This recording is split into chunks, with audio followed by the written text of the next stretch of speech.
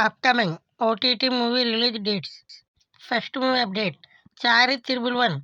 ఈ మూవీ అయితే ఇప్పుడు అమెజాన్ ప్రైమ్‌లో స్ట్రీమింగ్ అవుతుంది. Next movie update 'Sharma and Ambani'. ఈ మూవీ అయితే ఏప్రిల్ 11ని ఈటీవీ విన్ యాప్‌లో స్ట్రీమింగ్ అవుతుంది. మన నెక్స్ట్ మూవీ అప్డేట్ 'వెయ్ దొరవై'.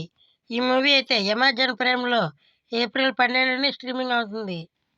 మన నెక్స్ట్ మూవీ అప్డేట్ 'ప్రేమలు'.